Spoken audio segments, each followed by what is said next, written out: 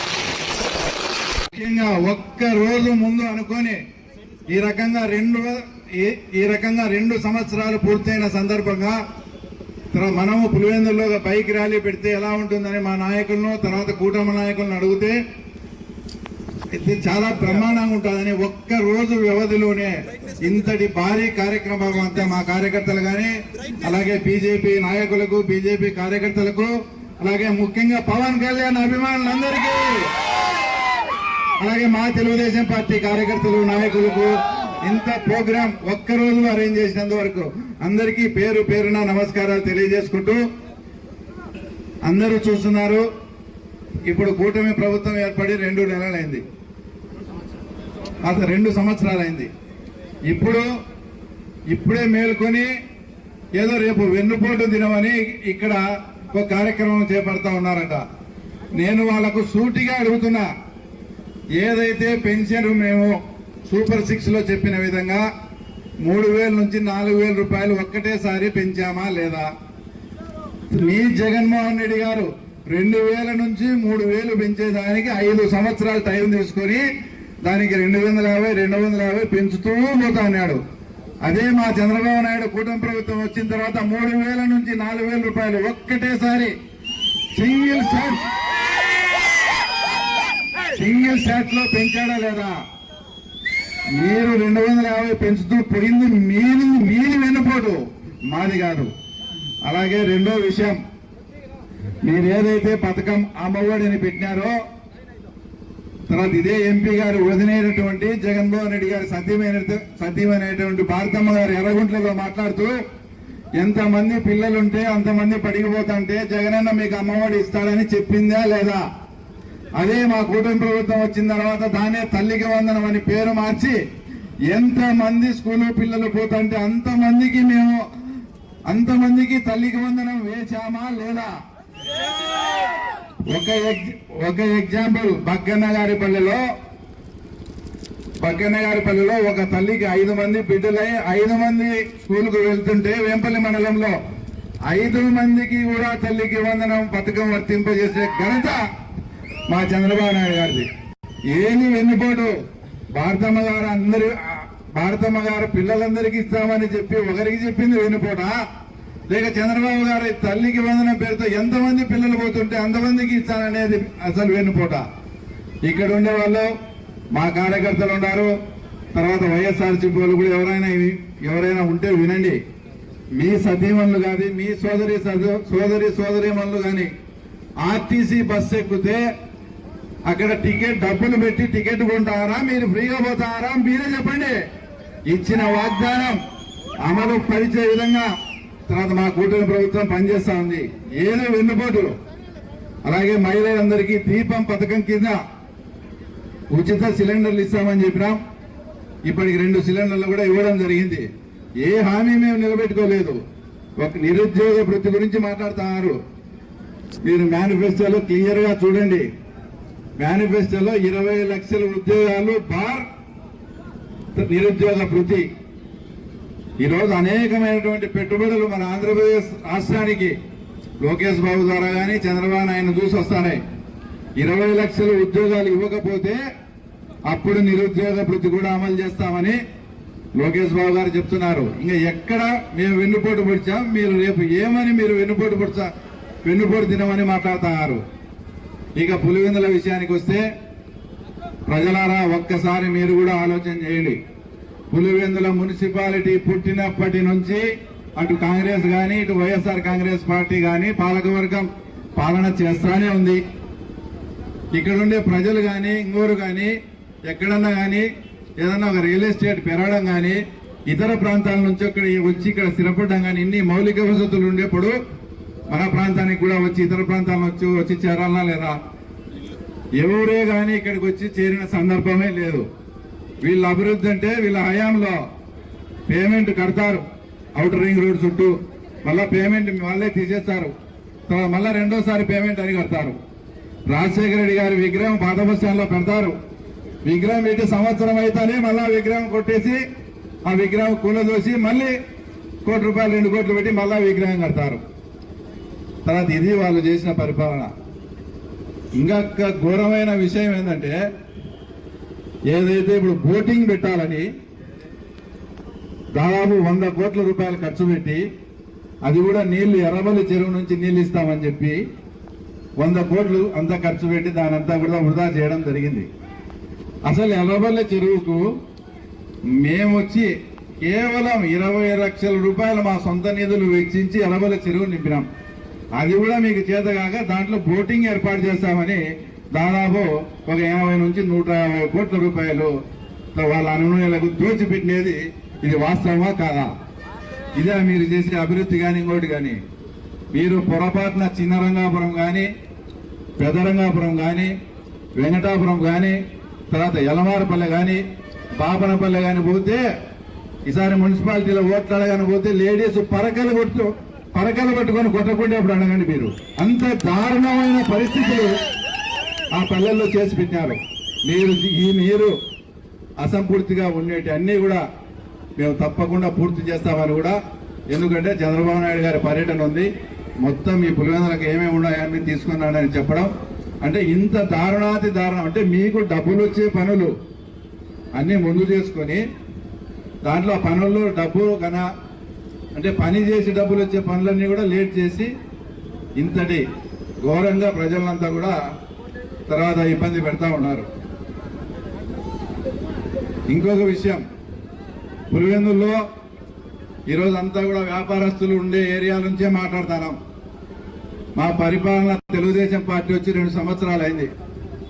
పులివెందుల్లో ఏ వ్యాపారస్తుని మీద అయినా కానీ ఎవరన్నా కానీ దౌర్జన్యం కానీ రౌడీజం కానీ ఇట్లా చేసి మిమ్మల్ని ఎవరైనా బెదిరించిన సంఘటన ఏదన్నా ఒక్క సంఘటన ఏదన్నా ఉంటే నాకు చెప్పండి.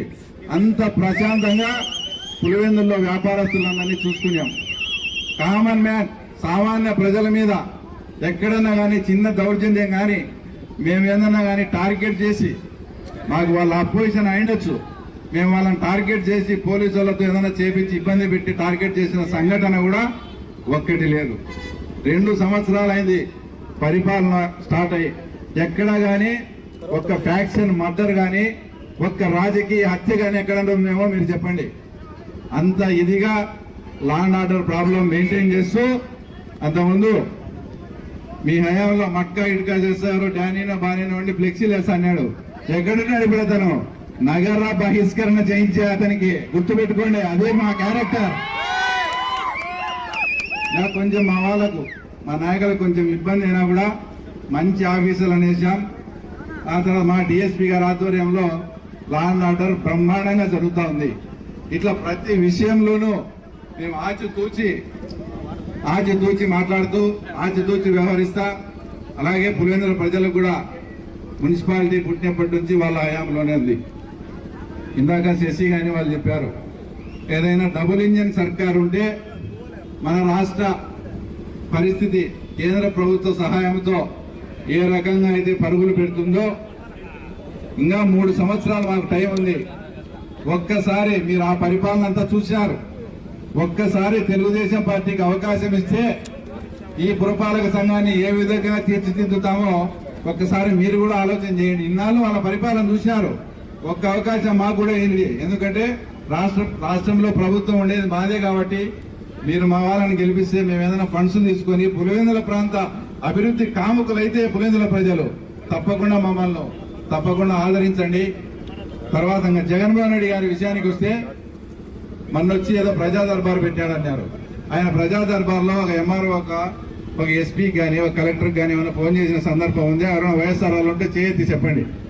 ఏమి వాటికి పోతానే 3 నెలలు అక్కడికి పోతానే 3 సంవత్సరాలు గట్టిగా కన్ను మూసుకోండి, మన ప్రభుత్వం వస్తుంది, అది చూస్తా ఇది చూస్తా. ప్రభుత్వం వచ్చే సమస్య లేదు. ఒకవేళ ఏదన్నా అట్లా ఉంటే ఆయన తాడేపల్లిలో ఉంటాడు, హెలీప్యాడ్ కాడ ఎంటర్ కావాలని అవినాష్ రెడ్డి శంకర్ రెడ్డి పేరు రాపేయాల. మీ పరిస్థితి అదేనే. ఒక్కసారి మీరు ఆలోచన చేసుకోండి. లాస్ట్ 5 సంవత్సరాలు ఎంతమంది జగన్మోహన్ రెడ్డిని గెలిచినారు, ఎంతమందికి వీళ్ళు పాసులు ఇప్పించారు. అది కూడా వీళ్ళ గురించి చెప్పే వాళ్ళకి ఇవ్వరు. వీళ్ళకు వ్యతిరేకంగా చెప్పే వాళ్ళకు no pass, no helipad, no entry.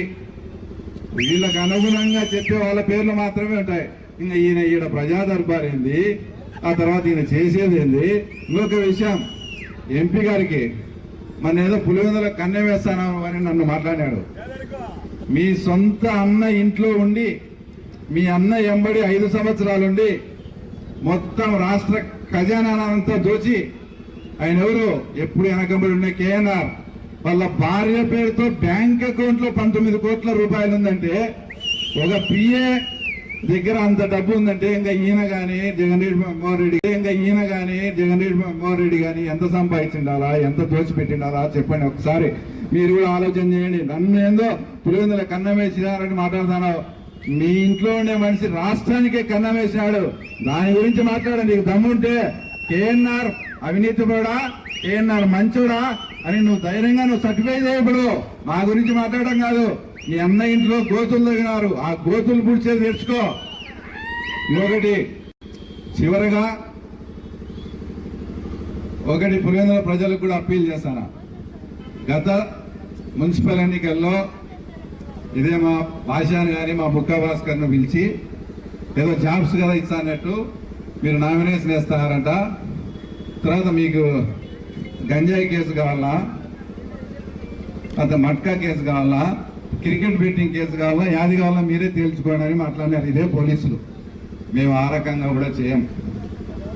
మొన్న జెడ్పీటీసీ ఎలక్షన్స్ లో ఏ రకంగా నామినేషన్ వేసి మీరు ఎలక్షన్ జరుపుకున్నారో అదే రకంగా నామినేషన్ వేయించి పులివెందుల ప్రజల మద్దతు మాకుంది.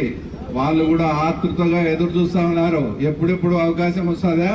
ఒక్కసారి పులివెందుల ప్రాంతం వాళ్ళకు కూడా తెలుగుదేశం పార్టీ వాళ్ళకు కూడా అధికారం ఇస్తే వీళ్ళ పాలన కూడా ఎలా ఉంటుందో చూడాలని ఆతృతగా ఎదురు చూస్తున్నారు. కాబట్టి నీకు దమ్ముంటే ఈసారి పులివెందుల మున్సిపాలిటీని నిలబెట్టుకోని కూడా నీకు చేతనైతే ఈసారి పులివెందుల మున్సిపాలిటీ నువ్వు నిలబెట్టుకో. అప్పుడు మళ్ళీ రాజకీయాల గురించి మాట్లాడదామని కూడా ఈ సభాముఖంగా గుర్తు చేస్తూ ఇంతటి భారీ కార్యక్రమానికి విచ్చేసి ఈ కార్యక్రమాన్ని విజయవంతం